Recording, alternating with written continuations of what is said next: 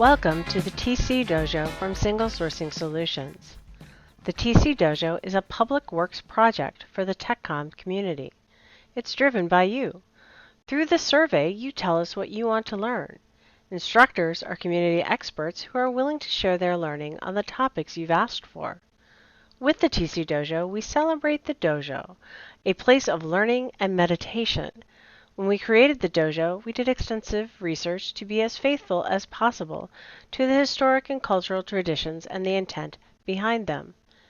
The TC Dojo exterior image was drawn in the Japanese minimalist architectural style. Minimalism is an important practice in technical and professional communications. It can be found in architecture, art, and music from many different traditions and cultures.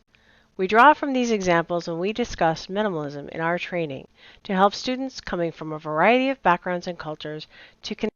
In the open session today, we have Joanna Lavalley. She's a senior technical writer at now Vermac.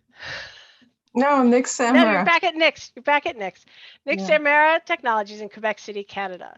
She has spoken at LavaCon twice, SDC Spectrum several times, and given several webinars. She's a community leader within the STC. She's been at SDC Rochester for more than 5 years. She was the Spectrum Conference Chair in 2019. She's been mostly remote, living in Montreal, even before the pandemic. And I have been grateful that she's here today to share her knowledge with us. Now, she'll answer questions at the end, but be sure to type your questions into the chat or question window as we go. You don't want to forget what you wanted to ask. I'll stop the share, pass it to you, and it's all yours. Thanks, Liz. I'm so glad you're here. This one. Okay, that's perfect. Share and the PowerPoint. Let's go. Okay. So I will talk to you about how important it is to collaborate between marketing and TechCom. My name is Joanne Lavalley, and I'm a solo tech writer at Nix Technologies. Being solo means it includes, in my tasks, translation, reviewing, content strategy, information architecture, and in-house word reviewing and support services. I can read technical writer on my paycheck since 1997, but I'm a tech writer ever since my father brought home a Commodore 64 and I picked up a notepad to note down functions for my family. If someone from the future would have tapped me on the shoulder to tell me that I would be paid to do this, I would not have believed it. I wanted to share with other small medium enterprises or anyone. Oh, okay. Yeah. Let's move on to the next. Sorry. In this session, I will tell you about how I did my first try on a content strategy, why it failed. I did a post-mortem with my ex-boss. I got this new job, and now I'm collaborating with marketing, and it changes everything, and also the results from that experience. So in my first try on a content strategy, I will tell you about the first step with no marketing, the first experience with a marketing manager, and the second one. When I arrived at Vermac, the CEO did marketing side of things and for corporate image and Marcom. Sales took care of logistics for shows. And some guy that was good at docs and support did the manuals along with a contractee. They were both Australian, and the contractee was a very good wordsmith. And then I was hired to make all this clean, bilingual, structured. My boss asked me to do a reuse strategy. So I went to the STC Summit. Back then I was in Atlanta. I came back home with data ideas and a word solution. Remember back then, data was starting barely. Because I wanted to collaborate with anyone back then, about 10 years ago, as a sole tech writer, I picked a word solution, which is called Techdocs. Then comes the first marketing coordinator. As soon as I could, I tell him about the corporate standards we have. Will he add more colors for software interface? He did not, but we shared terminology. He kept in touch about new products. And then I saw this webinar where someone explained that marketing was the why and TechCom was the how. We slowly started collaborating more because of that. He would tell me more about products in the field, competition. I started telling him about what a content strategy is and that we should convince our bosses to do this. He liked the idea. Then he got promoted to manager. We got working on a new support site, implementing QR codes on products to link them to menu. And then one day I asked him, so how about that content strategy? He answered me, we will never have a content strategy.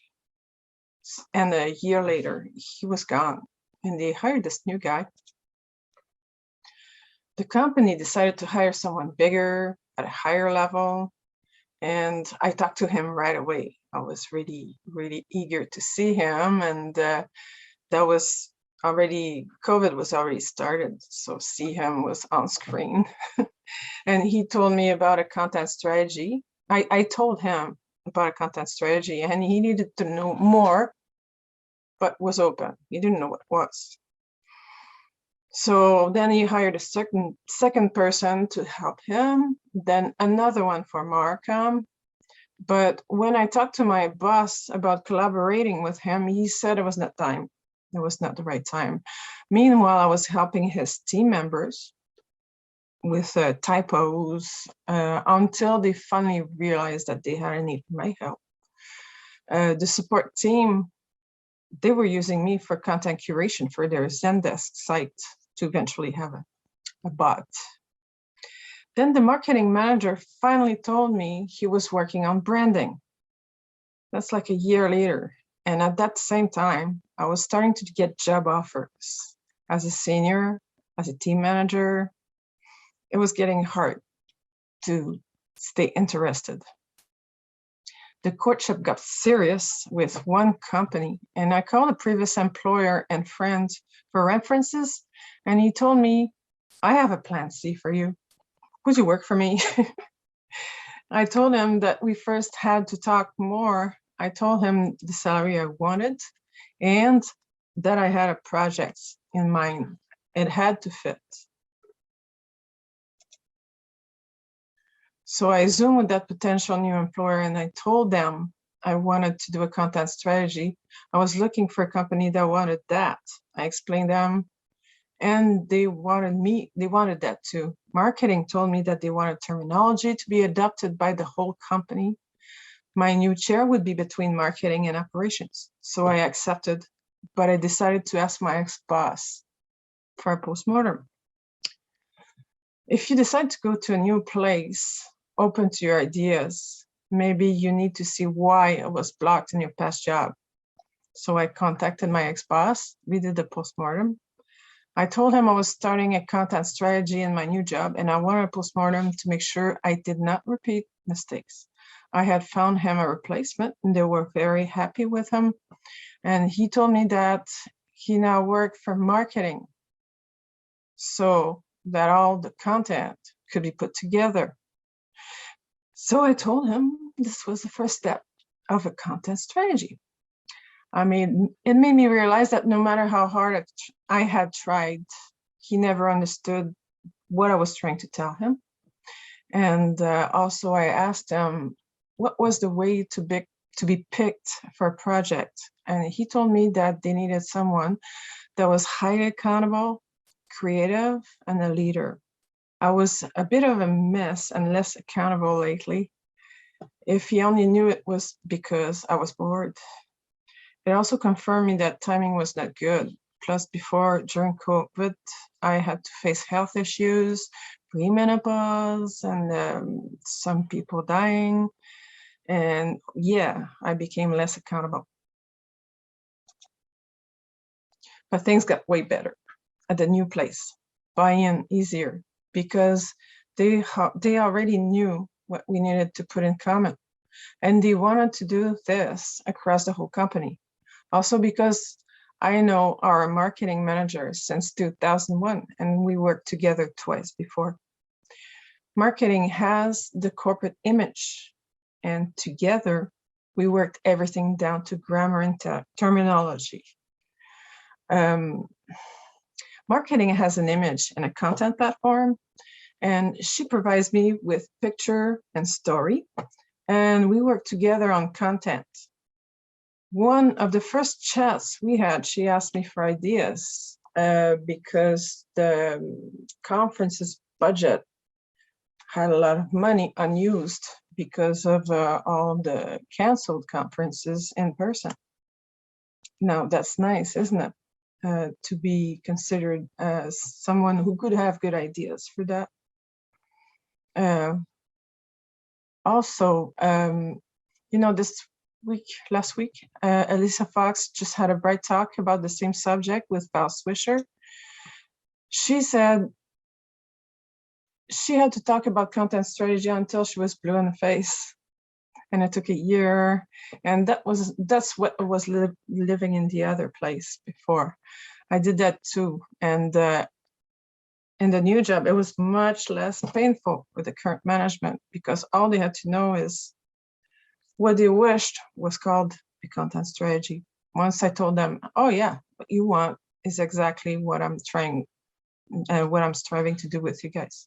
So we had this in common. So yeah, went on to share my dreams with marketing, and marketing helped me. I prepared this strategic plan. She looked at it and she helped me make sure that I would get buy-in by changing certain sentences, making them more business-like, talk the right vocabulary to convince these leaders. And with my boss and her, we built this concrete plan. It had the strategy statement. We had we make sure that it would stick to the strategic goals of the company, and we built the plan right into my job definition. We took the job definition and we set 6-month goals, 12-month goals, and made a document out of it with objectives to meet each goal. And I based myself on the Val Swisher's book, the personalization paradox. So we built it in blocks, just like the Russian doll she mentions, terminology, grammar, which is really dear to our marketing person. We have very precise terms we want to use. And coming with that solid base was easier to transmit it across the company because we were tuned out. And also we worked on bits of text already. And then we got to the data sheets, sharing stuff from R&D and pictures from marketing. And we worked on the templates together with the corporate image and the vocabulary and the grammar so that we were exactly on the same page all the time, which made us, gave us a real certainty when we would be looking at engineering documents, because I would say, no, that's not how it's said. You have to use these words because these are the official Links-Hermera words. And the guys really wanted us to tell them, you know, here's a template and this one is easy to use. And they were glad to just grab the thing and start working on their engineering documents with pre-approved terms and colors and vocabulary.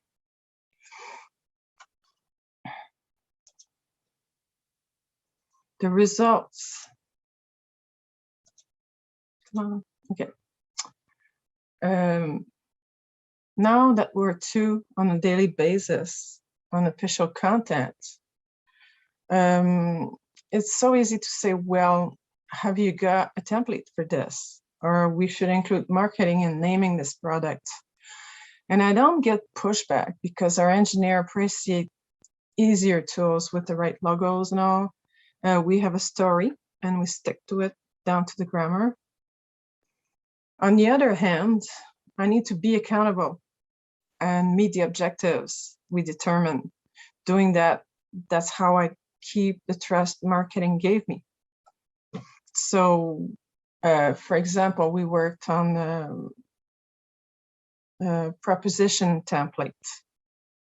And I found this amazing Excel sheet with all the forms, the formulas and everything to determine pricing. But it was abandoned because it was too complicated. But now marketing needs to have templates because it's no longer just the president doing this. Right now we're 25 employees, but we're setting goals to grow in the next few years, and they want marketing to be able to have pricing on their own, to be able to quote and everything without asking the president every time. So we've been working on this one, and I'm keeping tabs on the dates, and I'm saying everything where it is. The other thing is structure, and that's where I'm heading from there. If your structure is solid, then it's easier for people to find stuff on their own, and never letting yourself become a mess in that structure, because then you lose trust. Also, structure, yeah. Now that I'm a senior, they give me the baton. They give me the lead. I spearhead projects like right now we're working on the products folder where all our products for development are kept. And the big bosses used to take care of that. And now my boss just told me, you take the lead and take this person and that other person in the meeting, and then you will tell them what needs to be done so it's all the same. And that's because I got the trust, because I got the structure and being really strict with that. And that way I can help others be structured just like a technical writer would be. Also, yeah, the way you can convince people being more structured is that the more clicks you get before getting to a place, the more time you waste. So you will convince your bosses about that. And also, if you're not in a senior position, but you have ideas and you think you have potential, then what you need to do is tell them tricks about things they don't know, because your boss sometimes will put a link to a place on the network and it won't even be dynamic, So if you show him how to use Control K in Office, then you will save him hours and hours and he'll be really happy. And if you keep telling him things like that, technical things that as a technical writer, then you will gain trust and you will gain leadership as well. And you'll slowly be accountable for bigger projects. Also, for progress, you will see if marketing is asking more questions, more opinions, and things like that. Okay, so next. One thing, talked about structure. The corporate network is getting a light makeover right now on the network. And the next set of objectives before implementing structured documentation is taxonomy. And I will also need marketing for that. And there is an example of what I've been starting to do. Here you see, it's called ontology, and it's a mind, it's not a mind map, it's a knowledge graph. You can find content about that in Val Swisher's book again. So what I did is I did my own terminology here, like 2 rounds is a bigger component. So I have data sheets, propositions, system manuals, design document, training material. And all these are components that connect to one or another. So this part here is marketing. You can see there's a lot of components that come together with others, like a data sheet will have a photo. That photo's on a cover page, that's in the manuals, that's on the design document. I also included variables that you would usually find in a structured document, like version and document types. Data sheet have features and benefits, just like in manuals. Also, you have electrical and mechanical specs that are shared between design documents, between data sheets and propositions. You have a project description that will go into the propositions also, components. Procedures will go into manuals, but also in the use and setup components that tie back to training. Maintenance and training have a lot of components in common, and this I'll have to break down even more. This just to get my ideas in order to show to my other colleagues.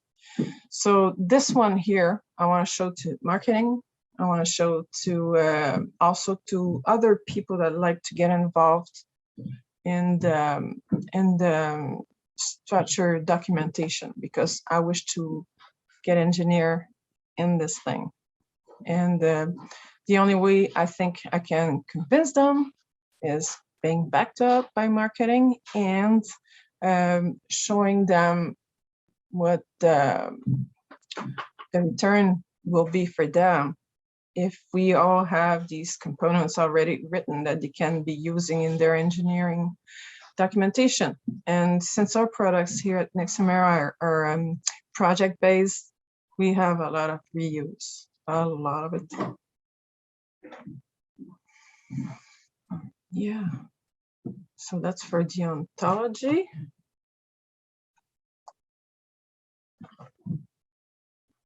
Okay, so what would I do if I change jobs? I think I'd do the same again. And I guess that in the next job, I'll have other objectives, but I will never go from now on in the next job without having at least some goals and without having at least a key managerial person in the interview, because it's too important, because these guys need to put their money in the right place. And I need to put my time in the right place too. I need to put my career in perspective. I need to decide where I'm going. And as you know, guys, us technical communicators, like right now I'm 50, I think I'm at the top. I'm not going downwards. This is a really nice place to be in the career in the 50s. You know a lot of stuff and you can be useful to a lot of people. So don't be shy to do that too.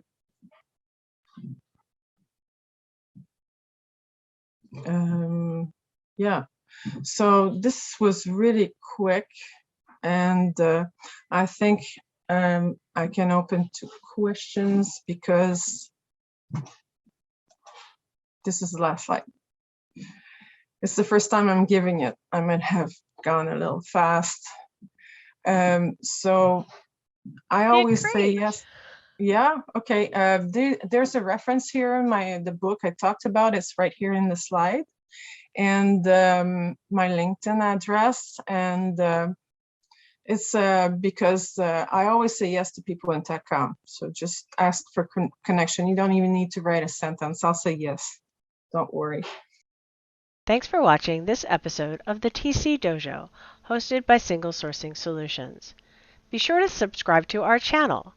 We bring experts from the professional communications industry to share their knowledge every month.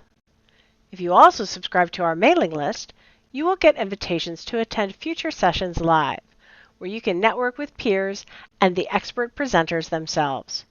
Sign up today at join.tcdojo.org.